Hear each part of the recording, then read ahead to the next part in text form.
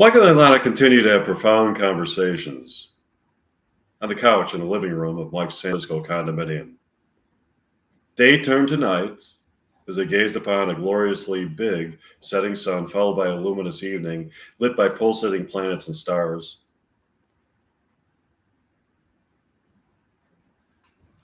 Now that it's evening, would you like to take a walk by the Golden Gate Bridge?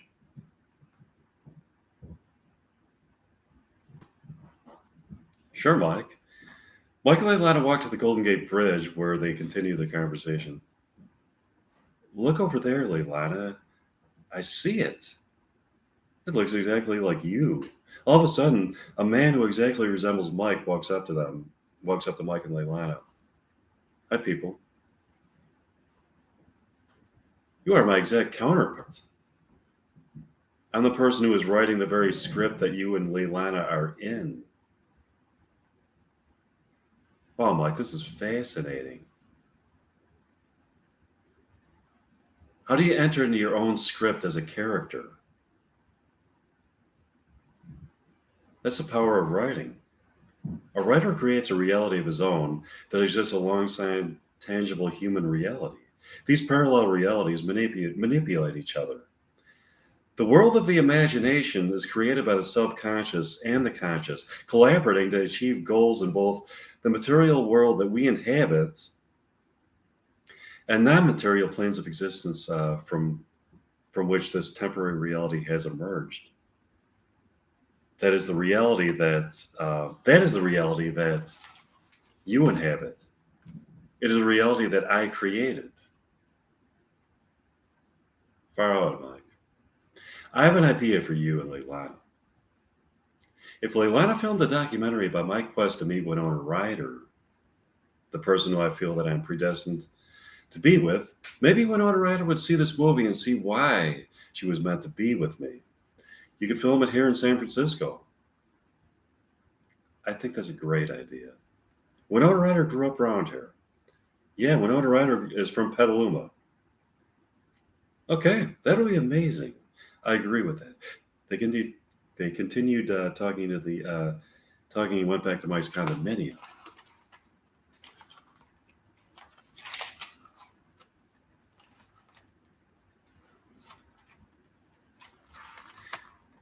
In tandem with the showing of this movie, the following is taking place. Winona Ryder goes to see Reality Bites 2, Fantasies You Can Also Buy, with Janine Garofalo at the Dreamlove Theater in San Francisco. They both order a bucket of popcorn and soda pop. They go to their seats to watch the movie. They see the scene where the real-life Mike Meyer is talking to the archetypal characters, Mike Meyer and Leilana Pierce, and giving them advice on how to facilitate Leilana Pierce moving to San Francisco by filming a documentary there.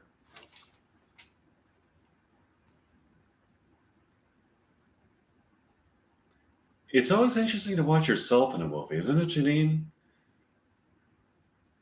Yes, it is. I think people are very critical of themselves, so it can be hard to watch yourself. It's easier to watch other people because you don't really care if they embarrass themselves. How about it? I acted in this movie with Mike Meyer and thought he was terrific in it. His notion that we are predestined lovers is really convincing to me. I would agree with that, Winona. He seems to really believe that the consummation of his love for you would confer immortality to both of you. Immortality is the ultimate human quest. You could have a lot of material things in this world, but when this life is over, the thought of non-existence is a thought that is so hard to accept. I wonder where life takes place beyond this tangible reality we have here. I think it takes place in a place that transcends time and space. That sounds like a nice place. Let's watch the movie. Yeah, let's. Winona and Janine watch the movie. And here's a scene from it. Leilana and Mike are sitting in Mike's condominium in San Francisco at night, talking and looking out of the Golden Gate Bridge, glistening in the moonlight. Would you like a beer, Mike? Sure, what do you have? Anchor Steam. I love that. It's brewed here in San Francisco. I brought some here. So, Leilana,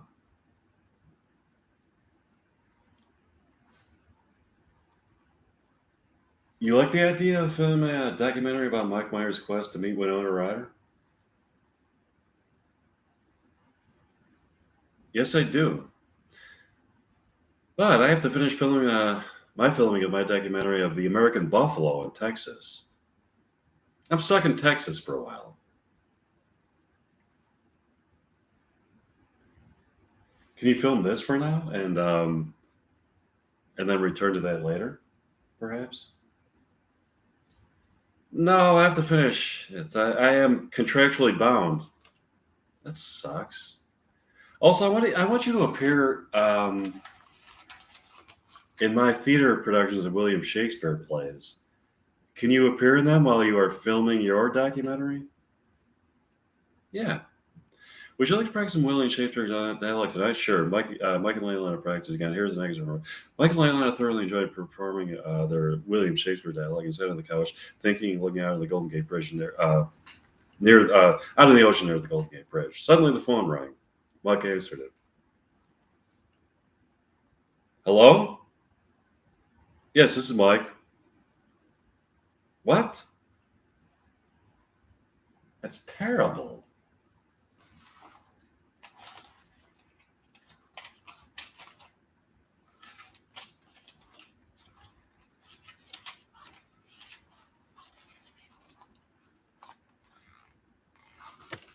I'm here with Atlanta in my condominium.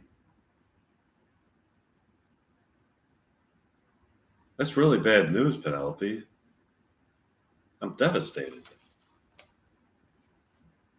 Are you open tomorrow? Good. Would you care if Leilani and I stop by for pancakes tomorrow? Great, we'll see you. This is horrible news, Leilani. What is it, Mike? Pancakes by the Bay was vandalized yesterday. Thieves came in, ransacked the place, and emptied the cash register. It may be financially insolvent now. That is horrible. That is the place where I truly felt that I was falling in love with you. Eating those pancakes and feeling that love we have to do something about this. What can we do about it? I just thought of something. We could have a Shakespeare festival in your theater. We could use the proceeds to save Pancakes by the Bay. It's a great idea, Leilana. We need to save Pancakes by the Bay. That was also the moment I felt I was falling profoundly in love with you.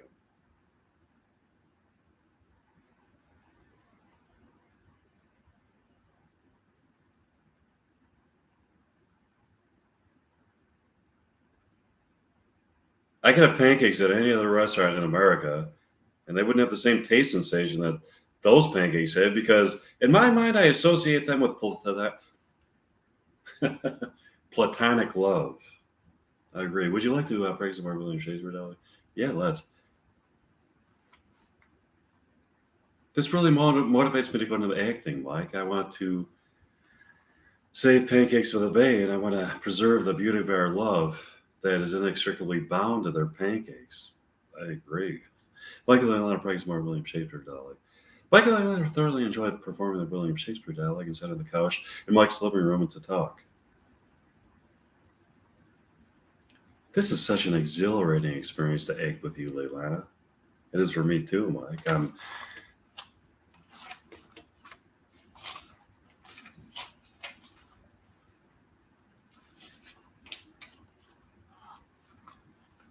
I'm thinking about Pancakes by the Bay and how it was vandalized. Such an awful shame.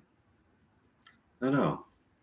It holds such beautifully sentimental memories for me. That was a place where I knew I was in love with you. The fact that that fact was proven by eating the pancakes. When I thought at first that there was a special recipe that made the pancakes taste so good, but found out that it was love that made That made sense to me. The platonic love that you can feel for another human being is such a profound pleasure that it transcends any merely physical pleasure that a person can have that may derive from the human body. I think a union of souls is the only way that a person can truly feel alive in this life. That validating and humanizing love that you get from another person is a feeling that is not merely an empty, fleeting temporal pleasure, but a heightened awareness of the creative force that brings meaning to a stark material reality and perpetuates the universal dream of humanity to prop up good as a beacon of hope, illuminating souls in a place of evil. Love is not merely a physical pleasure, it is enlightenment. In that sense, it can only be experienced by an immortal soul, and therefore is proof of the immortal soul. So, yeah, Pancakes by the Bay is more than just a place where I like to go pick out on pancakes. It was a place where I first felt. It was a place that I first felt enlightened by love.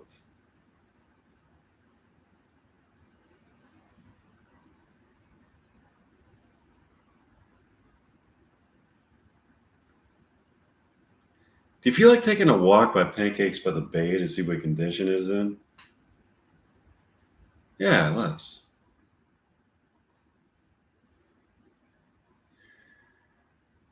Mike and I want to walk over to Pancakes by the Bay and see that there's in shambles. Windows are shattered. The cash register has been emptied. The upholstery and booze has been torn apart. They stole appliances. Food has been tossed about. They painted over beautiful artwork. All of a sudden, Mike gets a phone call. Hello? Yes, this is Mike. What? You were the vandals? I'm here with Leilana. Yeah, you real idiots really fucked this place up. Nice job, imbecile. Is there anything else that you're jealous of that you want to destroy? No, nice try. What? No, we're following our plans to rebuild. Watch us. Go fuck yourself, douchebag. I hope you dematerialize. Who was that? It was one of the vandals who destroyed this place. He said that if we tried to rebuild, that they would demolish it again. We must stop them. We will stop them, Leilana. Love conquers all. Let's go back to my condominium to practice some more Shakespeare. Yeah, sure. Michael Leilana practices more Romeo and Juliet dialogue. Um,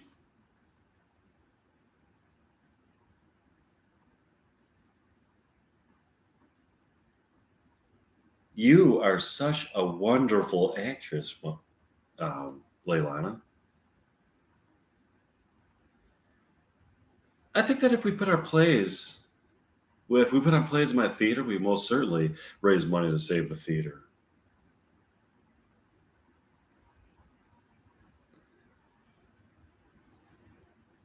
Thanks, Mike. I'm so sorry about those idiots destroying Pancakes by the Bay. That's a place that holds memories of a profound love between us. I'll make us some pancakes here tonight. That'd be terrific, Mike. I have an idea. Would you like to cross? Wait.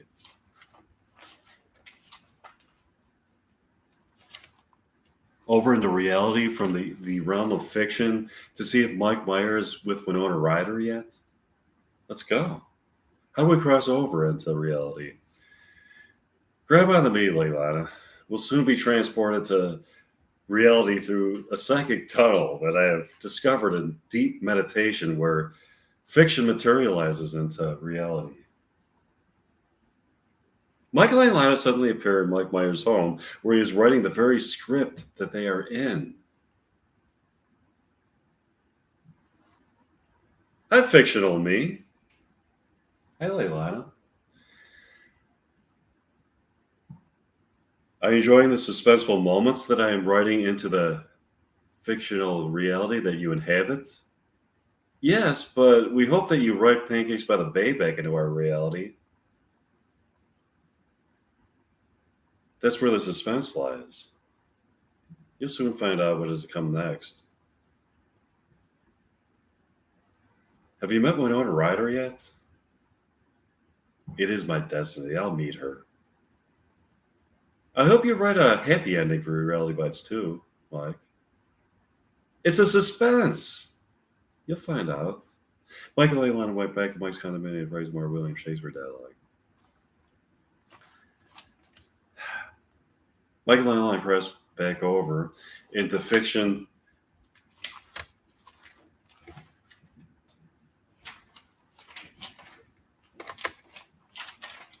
From reality and materialized in Mike's condominium. They're sitting on Mike's couch having a conversation. This is so fascinating to know that we are fictional characters in a script written by Mike Meyer. Our lives seem to have been created in order to fulfill Mike's dream of meeting Winona Ryder. Yeah, but as characters created by Mike, we have also taken on our own own lives and are in love with each other. Mike seems to really be in love with Winona Ryder. It doesn't seem to be strictly lust, but both physical attraction and a very profound feeling of a need for a union of souls with her, and a consummation of his love for her. He does seem to be in love with her. Seems like a beautiful love. Do you feel like taking a walk to Pancakes by the Bay to see if we can fix it? Sure, let's go. Michael and I walk to Pancakes by the Bay to find it has been rebuilt and redecorated by the very people who vandalized it. It has been rebuilt and redecorated to resemble as closely as possible the set for this scene in Reality Bites where Troy is reading a John Paul Sartre novel when he was confronted by Leilani. There are people there who look like Winona Ryder and Ethan Hawke respectively and are acting out that scene. They abruptly stop acting as Mike interrupts them. What the fuck is going on here? One of the vandals, a guy named Hugh, responds, "Oh, we rebuilt and redecorated this place to resemble the set that takes place in the diner where Leilani confronts for that scene, confronts Troy about problems in the relationship." It's nice to see that you have rebuilt and redecorated it. How is that possible, considering the fact that you were the people who vandalized the place? When the owners find out that we wanted to construct a place where we could act out scenes in Reality Bites, they approved of it. That's great, Hugh. Is the place still going to be called Pancakes by the Bay? Yeah. That's superb, Hugh. Thanks, Leilani. Let's go back to my condominium to break some more William Shakespeare dialogue, Leilani. Sure, Michael Leilani went back to Mike's condominium to break some more William Shakespeare dialogue. Michael and Leilani get up in the morning the next day. Do you feel like taking a walk to Pancakes by the Bay? Sure, Mike. Michael and Leilani walk to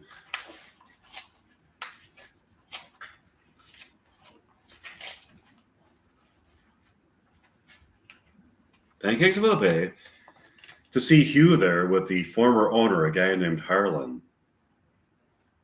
This is beautiful. This place has been transformed into a place where a person can feast on pancakes with his or her lover as they watch a beautiful reenactment of scenes from the movie Reality Bites. It's awesome. I guess I sold it to the right person. It's nice to meet you, Harlan. Hi, Mike. Would you like to see a performance of William Shakespeare plays performed by me and Leilani? Sure, Mike. Mike and Leilani put on a performance of William Shakespeare plays for those people. Here's an excerpt from it. Okay, now I gotta get my William Shakespeare book out.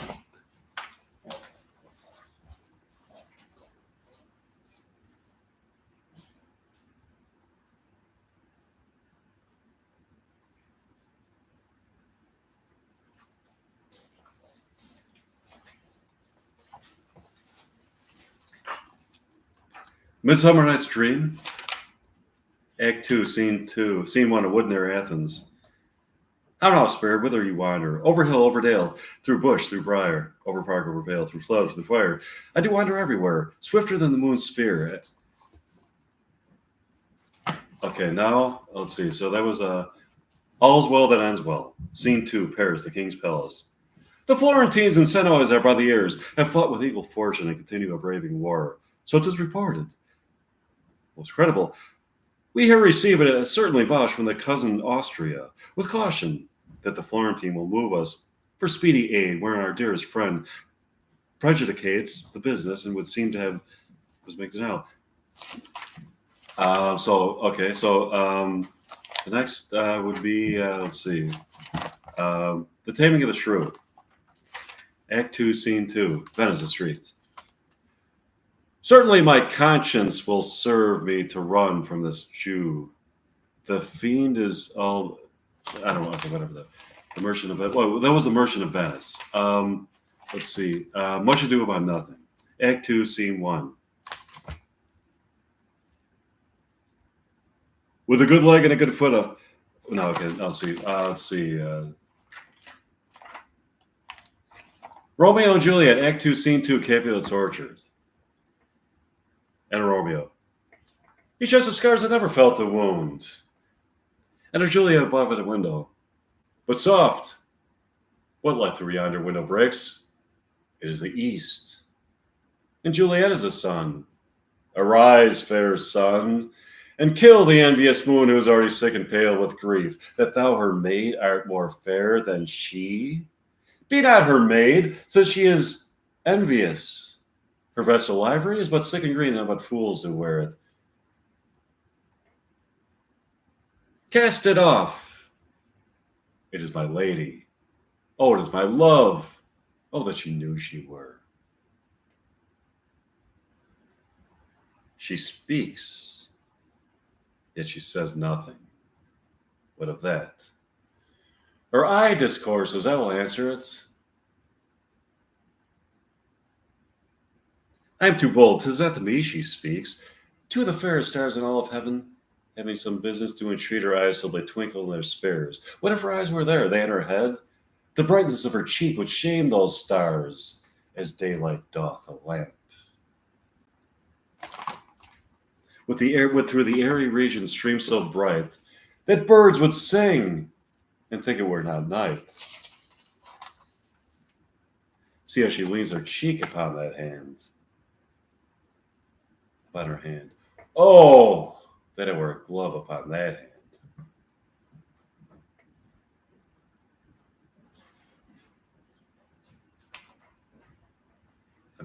She speaks.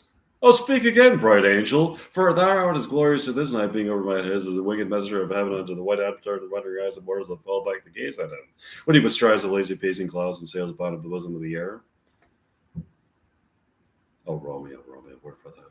Deny thy father, refuse thy name, or if thou wilt, be but not sworn by love and no longer be Capulet. Shall I hear more, so shall I speak at this? 'Tis but thy name is my enemy. Thou art thyself, though not a Montague. What's a Montague? It is nor hand, nor foot, nor arm, nor face, nor anything, therefore belonging to man. Oh, be some other name. What's his name? That which you call a rose by any other name was so sweet. So Romeo would where he is, not Romeo called. Retain that to perform perfection which he owes without that title. Romeo doth thy name, refer that name, which is in the part of thee take all this. I take thee at thy word. Call me by love, and I'll be new baptized. Henceforth I never be Romeo. What man art thou?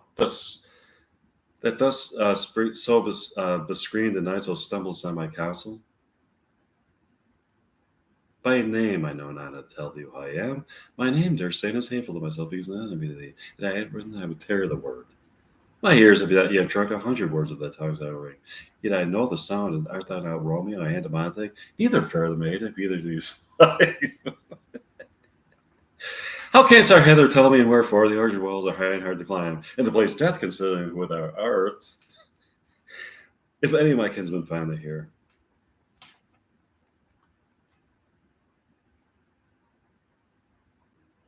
With love's light wings did I ever perch these walls. For stony limits cannot hold love out, and what dares love attempt? Therefore, thy kinsmen are those no stop to me. If they do see thee, they will murder thee. Alack. There lies more peril in thine eye than 20 of their swords. And but thou love me, let them find me here. My life were better ended by their hate than death prorogued wanting of thy love.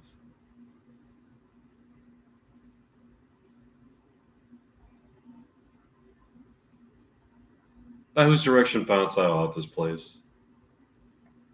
By love that first did prompt me to inquire. He lent me wings, and I lent them counsel. I am no pilot, yet wert thou as far as that vast shore washed with a fire the sea, I should have ventured for such merchandise.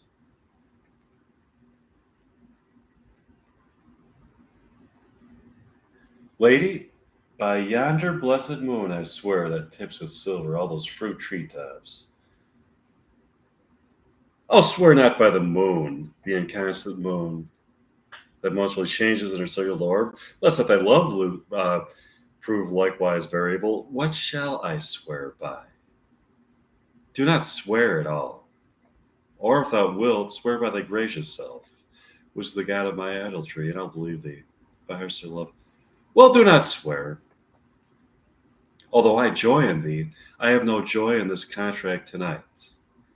It is too rash, to advise too sudden, too like the lightning which doth cease to be.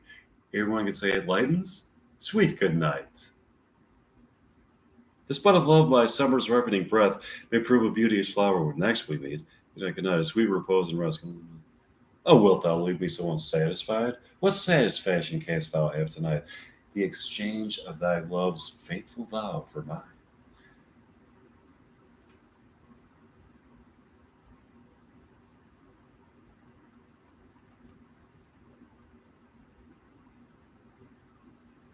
I gave thee mine before thou didst request it, yet I would were to give again. Wouldst thou withdraw it? For what purpose, love? But to be frank, and give it thee again. Yet I wish for the thing I have. My bounty is as boundless as the sea. My love is deep. The more I give to thee, the more I have, for both are infinite. I hear some noise within. Their love ado. Anon, good nurse, sweet Montague, be true, stay but a little. Oh, blessed, blessed night. I am afeard. Being a knight, all this is but a dream, too flattering sweet to be substantial. So thrive, my soul. 1,000 times good night. 1,000 times the worse to want that light. Love goes towards love as schoolgirls from their books, but love from love towards school with heavy looks.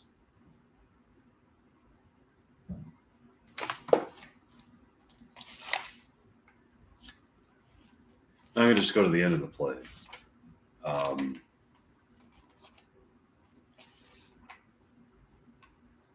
Let's see. And a Romeo and Balthasar with a torch, a mattock, and a crow of iron. Give me that mattock and the wrenching iron. I'll take this letter early in the morning. See thou deliver it to my father. Give me the light. Upon thy life I charge thee.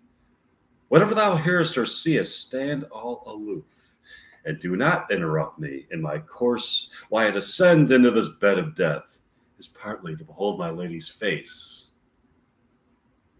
but chiefly to take thence from her dead finger a precious ring, a ring that I must use in dear employment. Therefore hence be gone. But if thou jealous dost return to prying what I farther shall intend to do, by heaven, I will tear thee, joint by joint, and strew this hungry churchyard with thy limbs. The time and my intents are savage wild, more fierce and more inexorable than far than empty tigers of the roaring sea. And I will be gone, sir, not trouble ye. So shalt thou show me friendship, think that live and be prosperous, and farewell, good fellow. For all the same, what I do. His looks I fear, and his hands I doubt.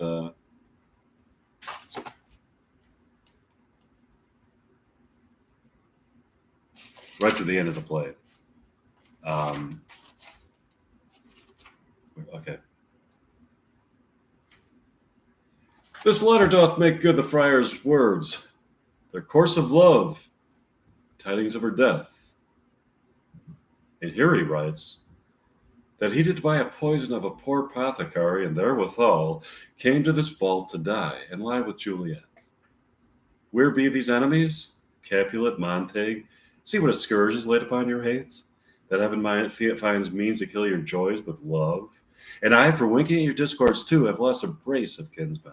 All are punished. Oh, brother Montague, give me thy hand. This is my daughter's jointure, for no more can I demand. But I give thee more, for I will raise her statue in pure gold. That whiles Verona, by that name is known, there shall no figure at such rate be set as that of true and faithful Juliet. As rich shall Romeo by his ladies lie, poor sacrifices of our enmity.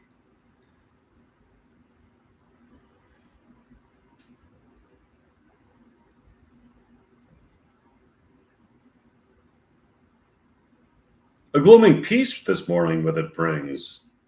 The sun for sorrow will not show his head. Go hence to have more talk of these sad things. Some shall be pardoned, and some punished. For never was a story of more woe than this, of Juliet and her Romeo.